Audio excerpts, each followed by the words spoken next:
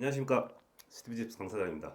제가 얼마 전에 평당 150만 원이라는 금액으로 가능한 인테리어에 대해서 그 영상을 한번 올렸었는데요. 150이라는 그 금액대에 너무 집중이 되지 않았었나. 사실 이제 그 이면에 하고 싶었던 얘기들은 그거를 구성하는 어떤 세부 내용들, 디테일들 뭐 이런 거에 대해서 좀 얘기를 하고 싶었는데, 오늘 이 영상을 통해서 세부 내용과 그 구성 이유, 그런 것들이 뭔지 좀 더 찾아볼 수 있는 그런 시간을 좀 가지려고 나왔습니다. 그런 현실적인 금액대에서 우리가 할 수 있는 최선의 방법이 뭘까? 여기서 제가 말씀드린 그 최선의 방법이라는 거에 대해서 조금 더 구체적으로 설명을 드리면은, 고급주거에서 느낄 수 있는 경험들을 최대한 많이 갖고 오는 거, 그거에 좀 집중을 할 거예요. 자, 그러면 이런 합리적인 금액에 이런 경험들을 어떻게 녹일 수 있을지 바로 설명을 드리겠습니다. 자, 첫 번째로 철거할 때 몇 가지 포인트를 말씀드릴게요.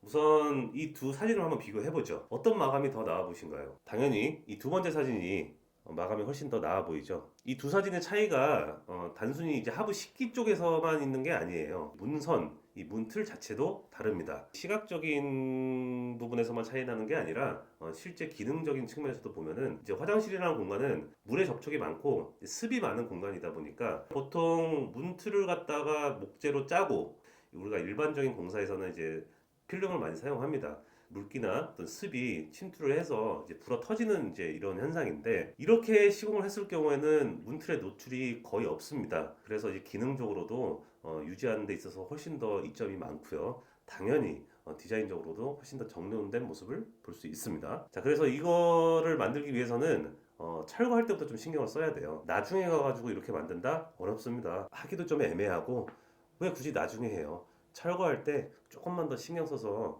이런 바닥을 이렇게 조금만 더 철거를 해주면은 수월하게 이렇게 멋진 문을 만들 수 있고요.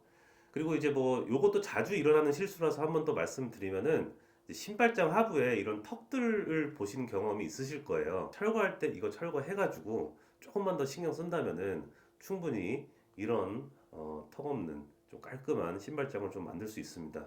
공사비에 뭐 엄청난 차이가 있는 건 아니고, 할 때 조금만 더 신경을 써서 미리 선 작업을 진행해 준다면은 후공정에서 무리 없이 이렇게 다듬어진 정돈된 디자인의 결과물을 좀 보실 수 있을 겁니다. 그래서 어려운 건 아니니까 미리 이런 부분들을 좀 챙겨 보시는 게 좀 중요할 것 같다는 말씀을 드리고요. 자, 두 번째로 목공 작업에 대한 얘기입니다. 자, 그리고 우리가 요즘 다운라이트를 좀 많이 씁니다. 이제 공사를 하면 기본적으로 원라이팅보다는 다운라이트로 우리가 공간의 조도를 이렇게 확보를 하는데, 다운라이트의 특성상 빛이 아래로 세게 떨어집니다. 그럴 때 일반적인 원라이팅의 공간보다는 다운라이트로 인해서 벽에 음영이 더 많이 지게 돼요. 그 말인즉슨 콘크리트 면에 도배를 바로 하게 되는데, 그 면에 이제 풀칠이 들어가는 공간, 면에 굴곡이 있는 그런 구간, 그런 것들이 아무리 퍼티지를 잘해도 도드라질 수밖에 없어요. 퍼티에 뭐 그렇다고 우리가 뭐 일주일씩 막 올 퍼티를 해가면서 도배를 하는데 그런 시간을 들일 수는 없잖아요. 그래서 오늘 추천드릴 방법은 바로 떡가베라는 방법입니다. 물론 이제 떡가베라는 용어 자체는 일본 말이에요. 가베라는 게 이제 가벽이라는 말이잖아요. 이게 석고보드에 본드질을 해서 본드를 떡같이 붙여가지고 이제 그걸 그대로 콘크리트 면에다 붙이는 건데, 도배를 하는 데 있어서는 전혀 문제 없고요. 앞서 말씀드린 것처럼 퍼티 작업을 제 아무리 잘해도 석고보드에 그 평활도를 쫓아갈 수는 없어요. 이런 경우 많이 보셨을 거예요.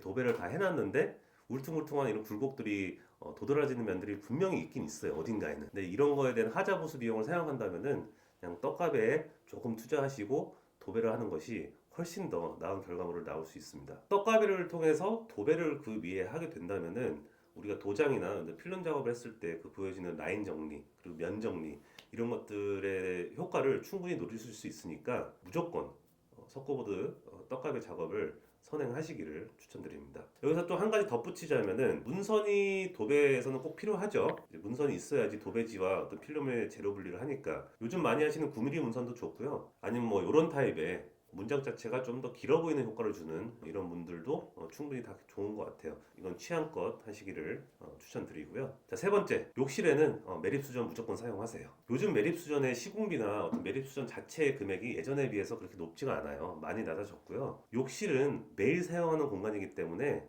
이러한 특별함, 좀 일반적이지 않은 좀 더 남다름, 이런 거는 충분히 투자 가치가 있다고 생각을 해서 매립수전 적극 추천드립니다. 네 번째로, 우리가 또 매일매일 사용하는 것들이 되게 많이 있죠. 근데 이제 대표적으로 두 가지를 말씀드리면은, 스위치와 주방 가구의 하드웨어입니다. 매립 수전과 같은 맥락인데 잘 보이는 곳, 자주 쓰는 곳은 좋은 하드웨어와 좋은 기구를 써주세요. 싱크대에는 블룸을 써주시고 스위치는 무조건 융을 추천드릴게요. 자, 싱크대의 경우에 우리가 블룸을 쓰고 안 쓰고의 가격 차이는 일반 국산 하드웨어 대비 한 20만 원 정도면 충분할 거예요.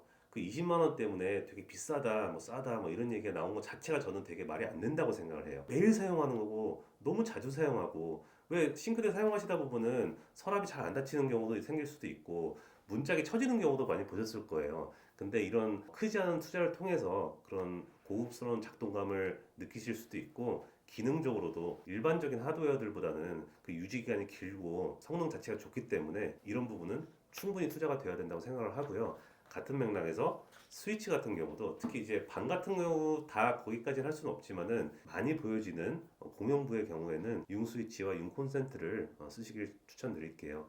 이런 디테일이지만 작은 거지만 이런 작은 것들이 결국에 모여가지고 큰 분위기를 좌지우지하고 이런 경험들을 주게 되는 요소들이에요. 마지막으로 이제 천장, 즉 조명, 조명 투자해야 됩니다. 천장에 투자해야 됩니다. 우리가 천장 했을 때는 우선순위에서 사실 많이 밀려요. 왜? 눈에 안 보이는 것 같고 위에 있고 손에 안 대이니까. 우리가 요즘 다운라이트를 많이 쓰는데 막 거실과 주방에 밤하늘의 별 마냥 다운라이트 추가라 받는지 절대 이제는 하지 마세요. 뭐 요즘 라인 조명도 많이 하시는데 저는 개인적으로 마그네틱 레일의 고급스러움은 못 따라간다고 생각합니다. 요즘은 이제 마그네틱 레일도 조금 저렴한 버전들도 많이 나와 있어요, 시중에. 그래서 이제 예전만치 비싼 자재는 아니에요. 충분히 도전해 보실 만한 자재고, 그리고 이제 마그네틱 레일 길게 뭐 한 줄, 뭐 꺾여서 기역자 내진 두 줄, 요 정도 작업하는데 큰 비용 드는 거 아니거든요. 그래서 다른 데에서 좀 아끼고 이런 것만큼은 꼭 챙겨라, 이런 말씀을 드리고 싶고요. 층고에 대한 어떤 이점도 있겠지만 고급 주거에서는 천장 자체가 굉장히 단정하고 조용합니다. 시끌벅적하게 조명기구가 많이 붙어 있지를 않아요. 우리가 공간을 이루는 데 있어서 뭐 조명이나 마감재 종류나 뭐 색감 같은 것에 더 눈이 가기 마련인데, 사실 공간을 이루는데 더 중요한 요소들은 어떤 형태나 비율, 뭐 조도, 분위기, 이런 것에 대한 연출이 더 중요합니다. 이런 것들이 바로 이제 디자인 회사들, 어떤 디자이너들의 감각과 노하우들이에요. 우리가 바닥재를 고를 때 바닥 면적 자체가 크다 보니까 되게 예민하게 목숨 걸고 고르잖아요. 그 똑같은 면적이 천장에 있습니다.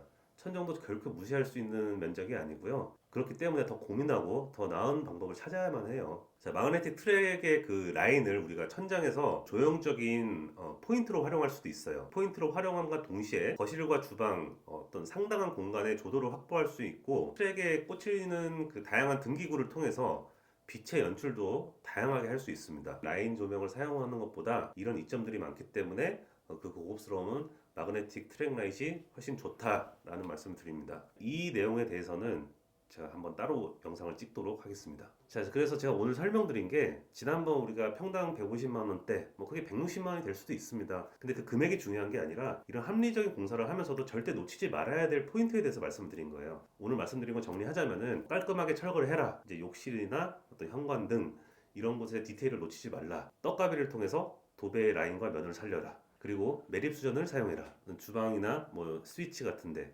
블룸 하드웨어 사용하시고 융 스위치를 꼭 사용하시기를 말씀드린 거고, 우리가 생각보다 신경을 많이 안 쓰는 천장에 대해서 더 신경을 써라, 이 말씀을 드린 겁니다. 자, 이렇게만 공간을 구성해도 가구, 패브릭, 스타일링을 통해서 더 좋은, 더 멋있는 공간을 연출할 수가 있습니다.